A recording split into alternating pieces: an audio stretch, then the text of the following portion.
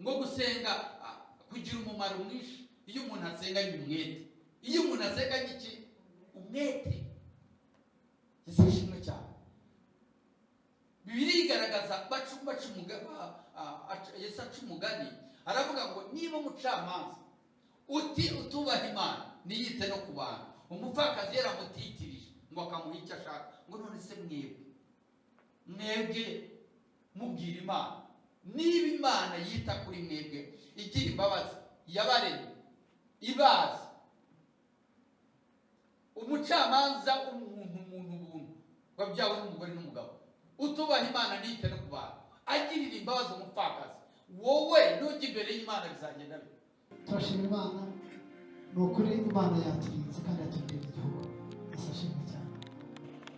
Ndanezerewe rero kubw'uyu munsi, nongeye guca bugufi imbere y'amaso yawe. Pastor, turakubaha, turagukunda, ni ukuri turabikubwiye bivuye kuri wowe mutima wacu. Hari byinshi byakoretse kubera wowe n'Imana yawe. Uburyo umuntu avuga ibye undi akavuga ibye, ariko twe turabizi, hari ababizi. Abatabizi ni akazi kabo, ariko bakumbuje kubimenya. Ababishaka, abatabishaka ni akazi kabo, ariko mbizi neza mu kiganza cy'Imana yaguhaye, mbizi neza mu muri Imana yaguhaye ko harimo umugisha. Isashimwe cyane. Ndanezerewe rero kubw'uyu munsi, ndanezerewe cyane. Ndashima Imana ku bantu babashe kugera hano, ndashima Imana ku bwa Pastor, ndashima Imana ku mwana w'abacuranzi, abo bafotora. Ibyo byose ni neza y'Imana, si ku bwacu. Niba ku bwacu ntabwo tukabishoboye, ariko ni ubuntu bw'Imana. Imana yo mu ijuru iguha umugisha. Ndakwakiriye Pastor, mukomere amashyi twakire Pastor. Imana asigaye. Adukomera amashyi menshi Steven. Imana igihagurutsa abantu bayo mu buryo butangaje. Ntabwo nari nzi ko azi kuyobora gahunda muri ubu buryo no kubwiriza. Imana ishimwe cyane. Nshimira abingizi bahabaye, abaririmbyi baririmbye, abakozi b'Imana bacuranze, ba producer. Imana ibaha umugisha cyane. Rero nanjye nagira umugisha. Nazindutse banza gusengaho, ndangije njya mu yindi mirimo, ariko ndashimana ko nanone Uwiteka ashoboje kugira ngo nkomezanye namwe mbagezaho ijambo ry'Imana. Nshimira abakozi b'Imana bariho badukurikira, babanye natwe muri aya masengesho y'iminsi 21, cyane cyane abakristo ba Canaan Revival Temple n'abakristo bandi b'itorero rya Kristo bari kure, ariko babashije kugendana natwe muri iyi gahunda. Abari mu bihugu bitandukanye, muri Amerika, Europe, Asia, muri Afurika, mu bihugu bitandukanye, ko bagenda bambwira ko badukurikiye, bari kumwe natwe, basengana natwe, badusengera. Imana ibaha umugisha cyane. Kandi shimira cyane cyane abakristo b'iri torero n'abayobozi bakomeje guhagarara mu mwanya w'uyu murimo kugira ngo ubashe gukoreka kandi Uwiteka ahabwe icyubahiro. Ndagira ngo dusome ijambo ry'Imana turi buganireho muri ubutumwa bwiza uko bwanditswe na Yohana ibice 15. Yohana ibice 15 duhereye ku murongo wa 5. Umutwe w'amagambo uravuga ngo Yesu acira abigishwa umugani w'umuzabibu n'amashami yawo. 5. Nijye muzabibu, namwe muri amashami. Uguma muri jye nanjye nkaguma muri we, uwe ni we wera imbuto nyinshi, kuko ari ntacyo mubasha gukora mutamfite. Umuntu utaguma muri jye ajugunywa hanze nk'ishami ryumye, maze bakayateranya bakayajugunya mu muriro agashya. Nimuguma muri jye, amagambo yanjye akaguma muri mwe, musabe icyo mushaka cyose muzagihawe. Ibyo nibyo byubahisha data, nuko mwera imbuto nyinshi mukaba abigishwa banjye. Uko data yankunze niko nanjye nabakunze, nuko rero mugume mu rukundo rwanjye. Reka dusenge Imana. Mana, turagushima, uri Imana ikomeye, izina ryawe rihabwa icyubahiro. Wadukunze urukundo mwami Imana rurenze ruhebuje. Yesu, biroroshye ko umuntu yavugira umukiranutsi, akarwanira umukiranutsi, akarengera umukiranutsi, agakunda umukiranutsi, agapfira n'umukiranutsi. Uwo yagerageza, ariko wowe bihebuje urukundo rwawe, wapfiriye twebwe abanyabyaha. Kandi ijambo ryawe rivuga ryeruye ngo nituguma muri wowe nawe ukaguma muri twebwe, icyo tuzanasaba cyose tuzagihabwa.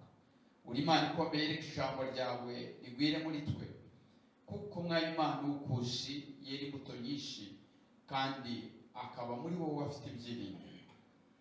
Kubwira ijambo reka ukomeze benshi umugisha itorero ryawe rimurikiye, kandi ungirire neza Mwana. Ubane nanjye, Umwuka wera abe muri twe, mu izina ryawe Yesu, amen. Amazina yanjye ni Pastor Agaba Fred, nige mushumba mukuru w'itorero Canaan Revival Temple. Nagiriwe ubwo buntu, ndashima ko ni kumwe namwe, ndashima abadukurikiye. Ariko muzi ko tumaze iminsi turi muri aya masengesho y'iminsi 21, ngira ngo kiryo cyumweru cya nyuma abantu babasha guhagarara bakareka bakigomwa ibiryo byo kunywa, bakabireka kubw'umwami. Kandi ijambo ry'Imana rivuga ngo n'uwari yarya kubw'umwami, n'uwirije akiza kubw'umwami.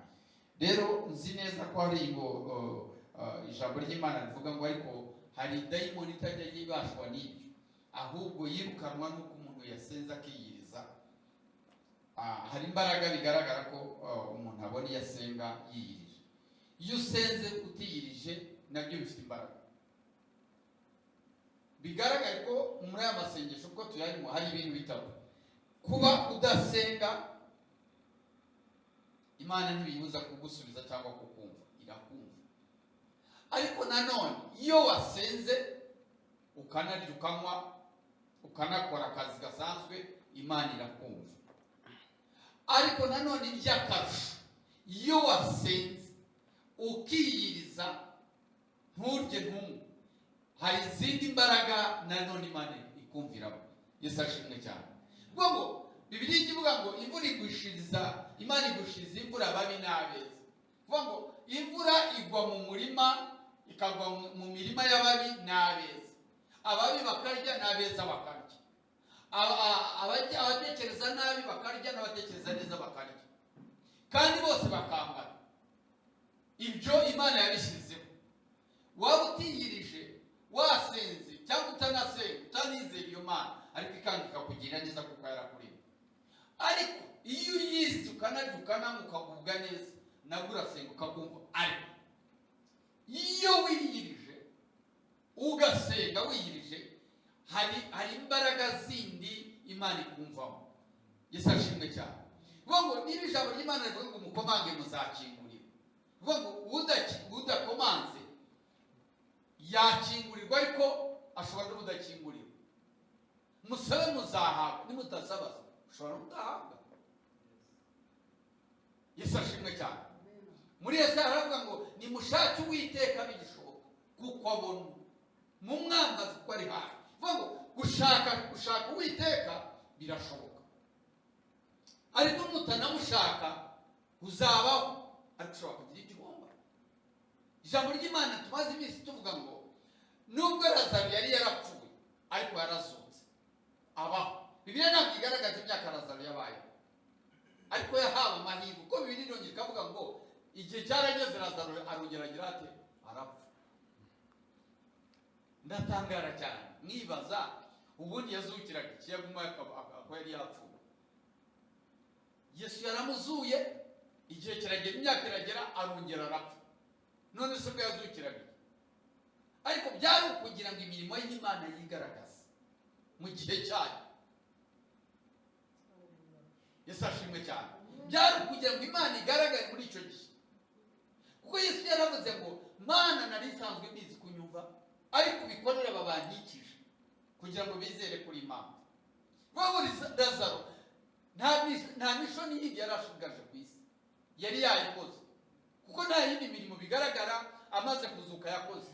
Nta bitangaza, nta bimenyetso Bibiliya igaragaza Lazaro ko yazutse akagira abagirira umumaro wenda akazura nawe abandi. Oya, ahubwo bigaragara ko yagejeje igihe akongera agapfa, kuko ntabwo akinari. Yesu ashimwe cyane. Rero Bibiliya iratubwira ngo nituba muri we ariko tugasaba, tukanasaba neza, ko biravuga ngo rega ngo murasaba mugasaba nabi, ngo niyo mpamvu mudahawe. Byumvikane ko twese dusaba, ariko hari abasaba nabi. Nabahaye urugero rw'umukobwa wa Herodiya, umukobwa wa Herode, abyinnye neza, umwami aramaze gusaba icyo ushaka, ngo arangije asaba igihanga cya Yohana ku mbere. Uwasaba nabi. Hari abandi basaba abanzi babo ko bapfa. Ayo yagamwe mu mahame y'Abayisiraheli. Ubona ntabwo basabye neza, kwese yaravuze ngo musengere abanzi banyu. Yesu ashimwe cyane. Musengere abanzi banyu. Hari cyanditswe mu nda mu migani kivuga ngo iyi migenzereze y'umuntu inezeza Uwiteka, bituma n'abanzi be buzura nabo. Yesu ashimwe cyane. Hari ikindi cyanditswe mu nda ngo bazagutera banyuze mu nzira zirindwi, batatane banyuze mu nzira, bazagutera banyuze mu nzira imwe, ariko batatane banyuze mu nzira zirindwi. Bivuze ngo iyo turi mu Mana, iyo turi muri Yesu, iyo turi mu mbabazi ze, iyo turi mu bushake bwe, dukora ubumana. Ibiturwanya abadayimoni na Satani cyangwa n'abantu yakoresheje baduhagurukira, bazagambana, bazicara babe benshi, bazagwiza umugambi, ariko nibajya gutatana ntawe uzasezera undi. Ariko twebwe cyangwa wowe cyangwa jyewe turi muri Yesu, baravuga ngo nimuba muri jyewe nanjye nkaba muri mwebwe, icyo muzasaba cyose muzagihabwa. Yesu ashimwe cyane. Rero iyo turi muri Yesu, kuko Bibiliya iratwereka, nababwiye umugabo witwa Yona asengera mu nda y'ifi.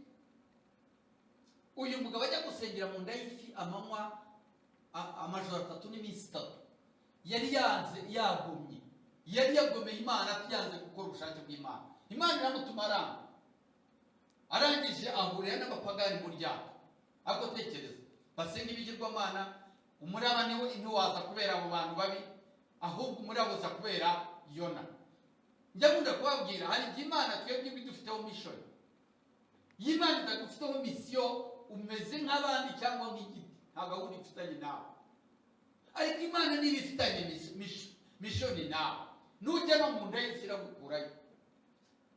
Njya nibaza, uyu mugabo wateje ikibazo mu nyanja, imari y'abandi bacuruzi bavaga gucuruza, bakagira ubwo umuraba ukubita asinziriye arangaye, abandi bakaboroga, biravuga ngo basenga imana zabo, ngo barangije barahindukira bamukora, baravuga ngo wamunyabitotsi, ngo nawe kamuka ntuzi iby'Imana, ngo ese ubundi uruwaheye wose ngiye Imana. Ikintu cyashimishije cya Yona nuko atigeze yihakana Imana mu bibazo no mu ngorane, no mu gucumura no kwanga gukorera Imana. Ntiyigeze yibagirwa ko iyo Mana ikiri Imana. Tugeze igihe tukavuga ngo Imana ntikiri Imana iyo turi mu bibazo. Yaraturetse, yandetse, abana banjye yabaretse, ibi n'ibi, ibyo ni ku isi yubatse niko umuntu aremetse. Ariko ikintu gitangaza mu ngira Imana, umuntu wese uje ngo ihora iteze amaboko. Yesu ashimwe cyane. Ihora iteze amaboko. Biravuga ngo Yona yari yanze gukorera Imana, yanze nuko imutuma, ariko ngo asenge. Mutekereze nawe, iyo umuntu avuga ibintu birihuta, iyo operation namwe mwitekereze. Umugabo arangije arahunga ngo kunze Imana ngo atajya itarushije. Ineneve ngo bari ubwoko bw'abapagani, ngo icyo yatekereje Yona, ngo yatekereje byonyine najya kuvuga ngo bihane baramwica cyangwa bagutera amabuye. Mbese yababonaga nk'akahebwe, ariko Imana ntabwo igiye itureka ngo ibone ko turi akahebwe. Aba bantu mubone b'abapagani buzuye ku isi cyangwa tubona nk'ababi, abo bantu ni abakandida b'abakozi b'Imana ejo hazaza. Yesu ashimwe cyane. icyo njya nibaza nuko dutunga abandi urutoki kandi izindi zireba twebwe. Ni ukuvuga ngo twebwe ubundi ni twebwe bari. Ikintu gishimisha Imana ni uko umuntu yitunga urutoki akikubita mu gituza ngo ni jyewe mubi kurusha abandi. Yesu ashimwe cyane. Yona rero yatunze urutoki inenezi. Haravuga ngo bariya abantu ntabwo bakwiye no kubaho. Ubundi urandumira iki hariya hantu wagiye ukaharimbura utiriwe untumaye. Aranga aragenda ngo agiye gucika acikira mu ryato. Ageze mu ryato haba umuyaga mwinshi. Ngo arangije avuga ngo Mana arasinzira. Barangije barakanguka bamubonye baramaze ngo ubundi wowe uruwa hehe, uri bwoko ki usengeze Imana. Nkunda ku kantu Yona yakoze. Yaravuze ngo genda umuheburayo. Higeze yihakana ko ari umurokore cyangwa yemeye Imana, yizeye Imana. Yaravuze ngo genda umuheburayo. Icya kabiri aravuga ngo genda nsenga Imana yari isi n'ijuru. Ayitandukanye n'Imana za abereka ko ari Imana ko aracyayihamye. Nubwo yakanye, nubwo yarangaye, nubwo yibagiwe, nubwo yabaye umuntu yagaragaje umuntu, ariko yibuka ikintu kimwe ko hari Imana yari isi n'ijuru itandukana nayo. Baravuga ngo se ubundi habaye iki, uravayo ukajya. Haravuga ati reka mbatekereze icyabaye. Ni jyewe nyirabayazana, ni jye nyirabayazana. Mwebwe nimumfate munjugunye mu nyanja. Imana irabareka kuko ntabwo ifitanye gahunda nawe, nta sezerano ifitanye nawe. Yibaza ariko ugenda yize. Nzi imikorere ya data, nzi imikorere y'Imana, nzi Kristo icyo akunda, nzi icyo yanga. Ni jyewe nyirabayazana. Ntabwo ari mwebwe muri babi. Imana ntabwo ibazi, ariko izi jyewe ni jye mubi wayikomeye ifitanye gahunda nawe. Abo bantu bari bafashe imifuka yabo y'ibiryo y'ibicuruzwa biri, niko bigaragaza ngo bari bafataga ibintu kubera umuraba mu nyanja, bafataga ibintu byabo bakabijugunya mu nyanja kugira ngo umuraba byibuze ugabanuke. Yesu ashimwe. Yari yabahombeje. Reka tujye duteza ikibazo abantu. Yesu ashimwe cyane. Abantu bafite umuhamagaro, abantu bahamagawe, abantu bavuganye n'Imana, tujya duteza ibibazo mu bantu. Yesu ashimwe cyane. Ntacyo navuga ariko turakugora. Imwe tugora Imana kugeza kuri extent tubona ko umuntu aruhije, ari mubi, agoye, avunanye. Imana irangije umwami waho ngaho ategeka abaturage bose n'abandi kwiyiriza. Turi mu gihe cyo kwiyiriza, turi mu gihe cyo gusenga. Yesu ashimwe cyane. Ariko ako kantu kagaragara ngo kwiyiriza ntibarye ntibanywe, inka nizabo barari baborogera Imana yumva gusenga kwabo. Haleluya. Abantu bumvise ko bagiye kurimbuka, bumvise ko Imana igiye kubarimbura, bararira baraboroga. Imana irahindukira yumva gusenga kwabo. Bene data amasengesho afite imbaraga nyinshi cyane. Ntabwo tubivuga, nta nubwo tubikora, nta nubwo tubibamo nk'uko Imana ibitegeka. Ariko turamutse tuzi gusenga icyo bivuze. Niyo mpamvu jyewe ngira ngo sinzi ko ushobora nibiranakwaho. Mushobora kwirana sinzi ibyamundira. Ngira ngo nubwo naba simbizi. Kuko umunsi umwe nigeze ngenda urugendo rurerure mu ndege. Meruka senga mu gitondo ngenda nongera kugera aho hantu mu gicuku. Ariko nabwo namaze kuhagera, maze gukaraba, naniwe. Nibwo iyo masengesho ya mbere nasenze iminota mikeya ngira ngo n'icumi. Nicaye ahantu n'icumi naniwe njya kuryama. Yesu ashimwe cyane. Ari mu gicuku sinicura ko twageze ngira nka saa 7:08. Ariko nibaza ukuntu umuntu abaho adasenze. Kuko ndeba imbaraga n'imbabazi by'Imana n'uburinzi n'ukuri Imana ibishaka kumva gusenga kwayo. Bibiliya ivuga ngo umwami yarategetse, uwo ni umurwa w'Ineneri, ngo nibiyirize, bareke kurya, bareke kunywa, barire baborogera Imana. Bibiliya ivuga ngo yaravuze ngo ahara Imana yatugirira imbabazi. Yesu ashimwe cyane. Barasenga bagitangira gusenga Imana irabumva yo kabaho. Ni abicyubahiro. Ibagirira imbabazi. Yo naho yicaye ngo yiteguye kureba uko umudugudu urimbuka cyangwa iki. Ngo agiye kubona abona Imana irababari. Umva ukuntu yavuze yarakomplaininze. Ararakara. Aravuga ngo none se ubundi wanduhirizaga. Ubundi wanduhirizaga. Iyo bababarira ntiriwe njyayo. Iyo bababarira ntiriwe nsengera mu nda y'urufu. amajoro yose naraye. Yesu ashimwe cyane. Hari ibigeragezo duhura kandi iyo tuvuga yona mujye mbavuga mwebwe mbavuga jyewe. Nuze mwagira ngo Imana mboreye uyu murimo wa mugani wa Steven yavugaga. Igihe imyaka maze muri uyu murimo ufashe inshuro nivovose. Ndi mu nda y'urufu. Nibaza yarampamagaye, undi warampamagaye, ese undi wampamagariye. Ese undi wabuze ubundi uwo abantu hamagara. Izi ngorane zimvune ubundi nashaka kubampamagarira. Iyo mureba mwavuye mu ngo zabo mukaza gusenga no kuririra Imana, ntimugire ngo ibyo bintu bipfa kuza gusa. Yesu ashimwe cyane. Kandi ajya mubwira ngo abasenga cyane nibo bivovota.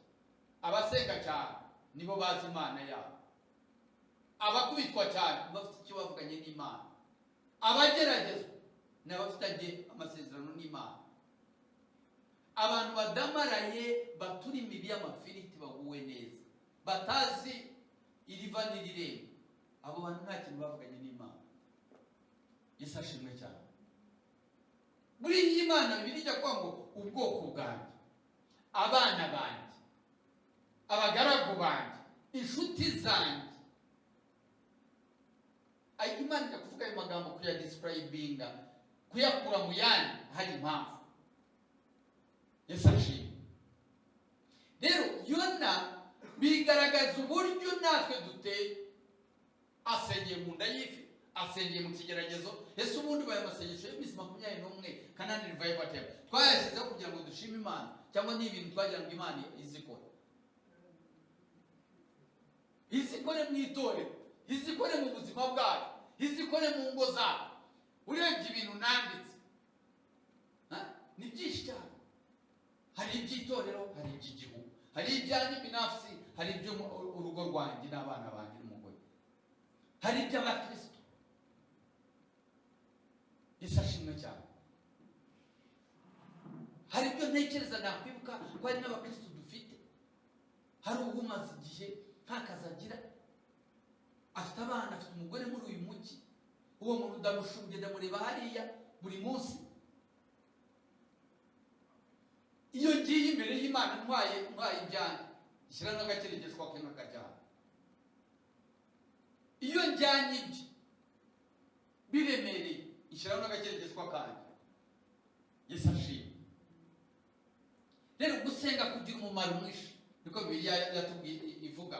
Ejo bundi niko nababwiye muri Yakobo ibice 5 umurongo wa 13 na 14 ngo gusenga kugira umumaro mwinshi. Iyo umuntu asenganye umwete, iyo umuntu asenganye iki umwete. Yesu ashimwe cyane. Bibiliya igaragaza Yesu aca umugani aravuga ngo niba umucamanza utubaha Imana niyite no ku bantu, umupfakazi yaramutitirije ngo akamuha icyo ashaka, ngo none se mwebwe mubwira Imana, niba Imana yita kuri mwebwe igira imbabazi, yabaremye ibazi, umucamanza umuntu wabyawe n'umugore n'umugabo utubaha Imana niyite no ku bantu, agirira imbabazi umupfakazi, wowe nujya imbere y'Imana bizagenda bite? Vuga bizahitiza direct. Yesu ashimwe cyane. Rero gusenga kugira umumaro mwinshi, ariko gusenga kugira conditions, kugira principles, gusenga kugira amahame, gusenga kugira umurongo, gusenga kugira gahunda, gusenga kugira icyerekezo. Yesu ashimwe cyane. Yesu ashimwe cyane. Yesu aratubwira ngo nituba muri we Kristo, mbese n'ubwugamo, n'ubwihisho, n'igicucu cyacu, n'inzu yacu, n'Imana yacu, n'umukiza wacu, n'umuvugizi wacu.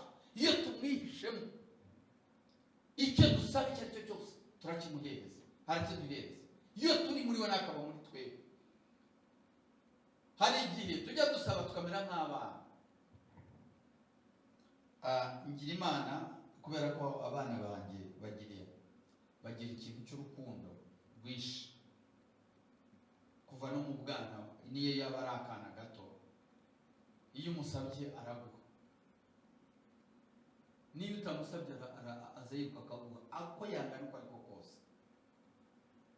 N'ubu ngubu dufite umutoya imyaka 3 n'igice, njya ndeba ukuntu yimuhaye ikintu cyangwa mu shani apfa kure, ntashobora kurya ikintu muzani adahaye abana bakuru cyangwa bagenzi be cyangwa wowe.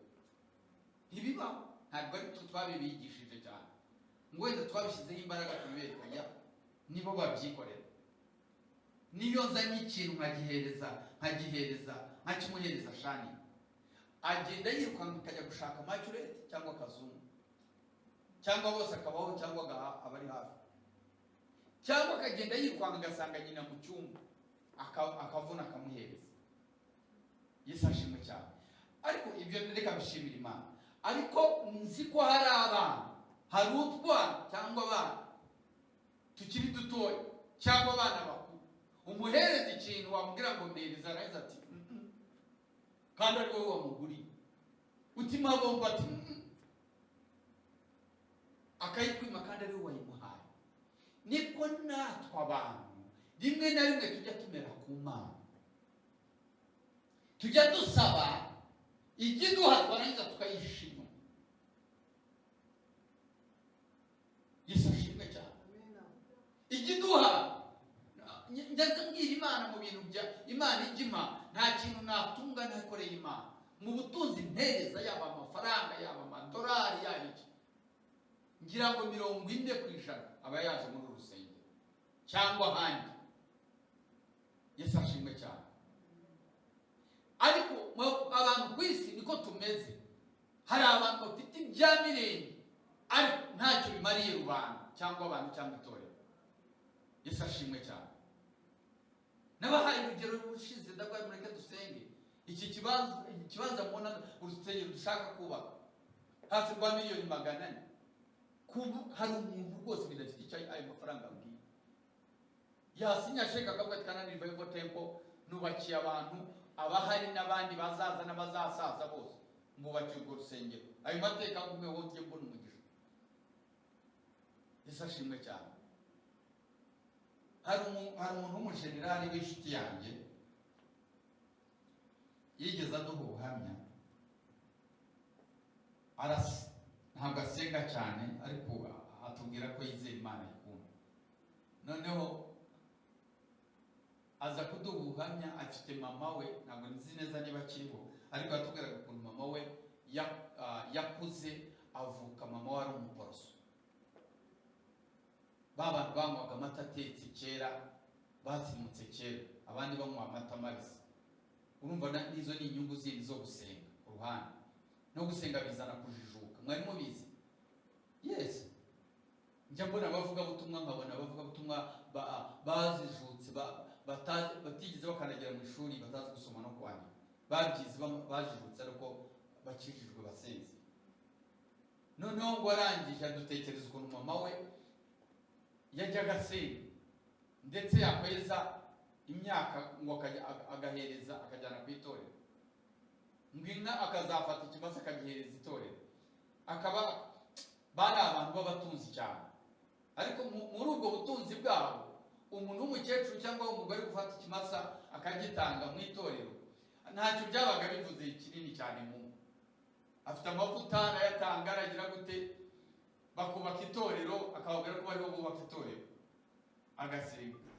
Noneho umwana wamaze mu gihe cy'intambara muri Torero hano mu Rwanda, mu gihe cyo kubohoza, baza kumurasa, bamurasa ukuguru.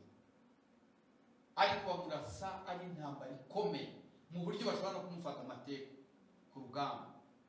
Bamurashe kandi intambara, amasasu, urugamba ruteye ubwoba. Ngo arangije yaduhaga ubuhamya, aravuga ngo Mana, arasenga ngo Mana umfashe untabare, wowe wawo ni mama yajyaga asengaga bakubakira n'urusengero mu butaka bwabo, mu ifamu yabo aho bari i Buganda. Bari barafashe mu butaka babuhereza abasenga. Ariko wibuke, ntabwo yari yarigeze yinjira no muri urwo rusengero, ariko yibukaga ko nyina asenga Imana. nawe asengera mu nda y'urufi, asengera muri icyo kibazo, yibuka Imana mama we yasengaga yakoreye. Yesu ashimwe. Arayitubuza ngo Mwana uza unkize, ya Mana mama yasengaga, ya yindi bubakiye itorero yajyaga gusenga, iramukiza koko. Icyo gihe ntabwo yari generali, ubu ni umwe mu bajenerali bubashe muri iki gihugu cyacu. Amashyi menshi ku Mwana. Yesu ashimwe cyane. Rero iyo tuvuga ngo turasenga, iyo tubwira abantu ngo dusenge, iyo dutangaza amasengesho y'igihe runaka, tuba tugira ngo tukwegereze Imana, cyangwa tuba tugira ngo natwe twegere Imana. Yesu ashimwe. Ariko sikoreka ibitoki kuva mu gitondo kugeza iki gihe, mbwiriza mpagaze imbere yabo ntaraharya kandi bihari, kandi mfite imbaraga nkomeye.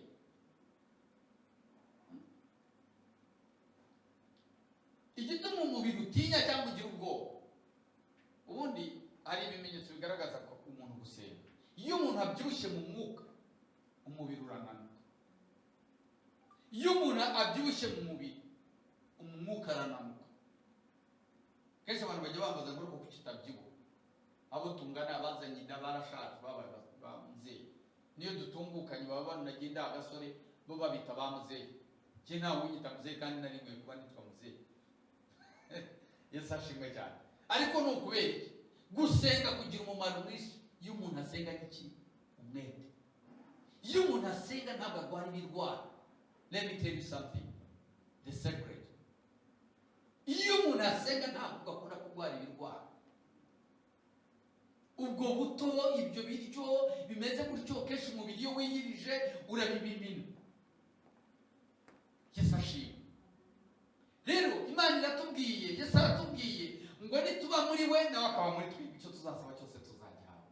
Nimusabe bene data, nimusabe ko iyo miryango yo gusaba iremerewe.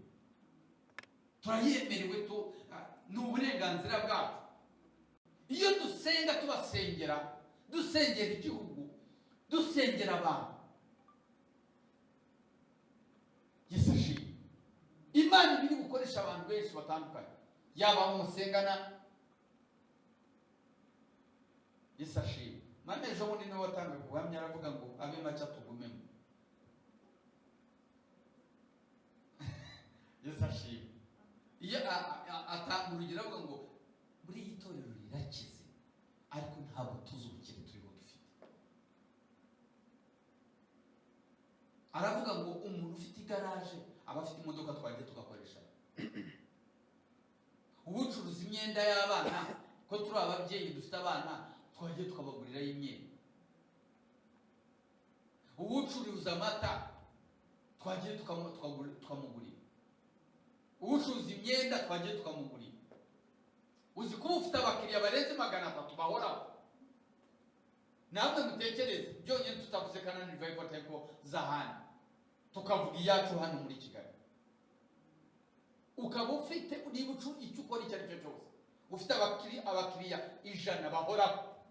Kuvuga ngo niba ucuruza imyenda, abafite imyenda bagura iwawe, ubwo iryo duka ryakinga ntabwo rishoboka. Nubwo baba ari 50, curuza umuriro gusa wonyine, tujye tukugurira. Dushire uwo murongo, ukeneye umuriro aguhamagare yiwe mu rugo, urebe ko udakira.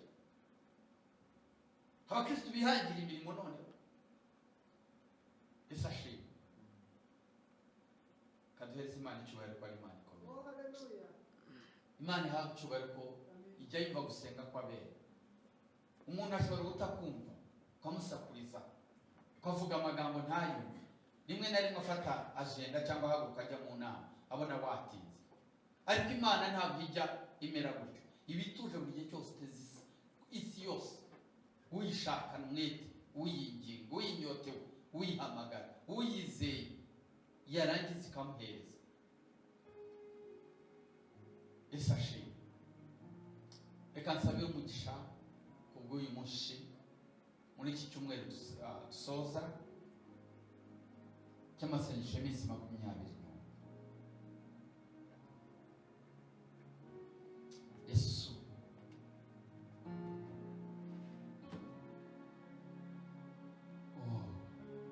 tuzamure ibiganza byacu, reka twizere Imana.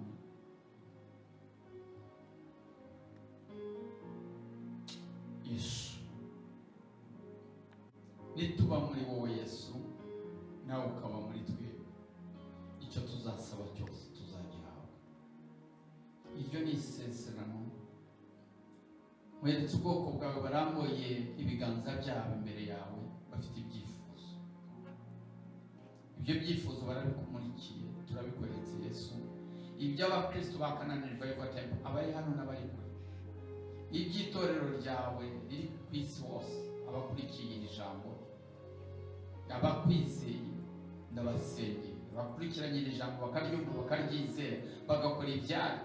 Mwami Imana, ndasenze ninginze kugira ngo uhaze imitima yabo no gusaba kwabo, gusenga kwabo kumvikana, amasengesho akingura ijuru, kandi imbabazi zawe kuko zihoraho iteka ryose, ugirire neza buri wera. Hari ibyo abantu bataduha ariko waduha, hari ibyo abantu badafite wowe ufite, hari ibisha abanyabwenge wowe urabizi, hari abo tutaragera Mwami Imana, hari abo tutarahura nabo, hari abo tutarakoresha Mwami, hari ubutunzi tutarakoresha, hari ubutunzi buhisha, hari ububitsa, hari ubwo tutabona, hari ubwo dufite, ariko ibyo byose mu mugambi wawe Imana waduha umugisha. Mana, nsengeye ubwoko bwawe bunkurikiranye, mbasabiye ubuzima buzira umuze mu izina rya Yesu. Abo barwayi bari ku gisasiro cyabo, bari mu bitaro, abo ndabasengeye nkisenga, ijuru rimanuke, imbaraga zimanuke zikiza Mwami Imana umurwayi. Mwami Imana, ngo gusenga kugira umumaro mwinshi iyo dusenganye umwete, kandi ngo isengesho Mwami mirye rizahagurutsa uwo nguwo n'abarwayi. Mwami Imana, rizamukiza, niba yarakoze n'ibyaha azababarirwa. Ndasinza bari kure Mwami, abo bose bafite imvune mu mutima, abo bose bakomeretse mu mutima, abo bose bashavuye, abo bose barira Mwami Imana babuze gihoza, abo bose Kristo ndasenga, reka amarira yabo agwe mu kiganza cyawe Yesu. Baririre wowe, baborogere wowe, bumve gusenga kwawe. Nyivuga nyisenga, hari urushye, hari unaniwe, hari umudamu ujya kubyara, hari ubabaye Mwami Imana, hari ubyara apfusha, uwo ndamushengeye naheke mu izina rya Yesu. Ingumba nizibyara mu izina rya Yesu. Kubw'aya masengesho abayakurikiye n'abumva Mwana, ndasenga kugira ngo bakire. Hari indwara zidakira zabaye koroniki mu buzima bwabo, bacyumva gusenga kwanjye, bakizera iri jambo, reka Imana yo mu ijuru ibakize, reka ibatabare, reka ibabohore, reka ibagirire neza mu izina rya Yesu. Hari ababuraye, hari ababuze akazi, ndasenze Mwami kugira ngo bakabone. Hari abagafite, ndasenze kugira ngo Mwami Imana barinde. Urakoze Yesu, mweretse amateraniro Mwami Imana y'ejo, mweretse gahunda z'iri torero. Urakoze Yesu, nsengeye iki gihugu, nsengeye ubuyobozi bw'iki gihugu, nsengeye Mwami Imana uhereye kuri Perezida wa Repubulika kugeza kuri Mayumba 10 ubarinde. Ingabo zikora amanywa n'ijoro uzirinde, abanyamahanga bari muri iki gihugu barinde, abanyamahanga baza muri iki gihugu barinde, abandi n'abatware baza muri iki gihugu barinde. Mana, uhereze umugisha abene gihugu Mwana, wahereze kunezerwa iki gihugu, ukirinde Mwana n'imbibi zacu. Nsengeye n'ibihugu bidukikije, nsengeye igihugu cya Uganda, nsengeye igihugu cya Tanzania, nsengeye igihugu cy'u Burundi, nsengeye igihugu cya Kongo. Mwana, ndakwinginze kugira ngo umubano w'ibihugu ube mwiza Mwana. Ku ijambo ryera ngo nta kindi cyazanye Satani usibye kwiba no kwica no kurimbura. Urwango ruza hagati y'ibihugu, Satani abiba mu bavane, uwo mwuka ndawibuka mu izina rya Yesu. Yesu, wigirire neza Mwana, urakoze. Biseze nizeye mu izina ryawe Yesu, amen, amen. Amashyi menshi, Imana ibahe umugisha. Shalom.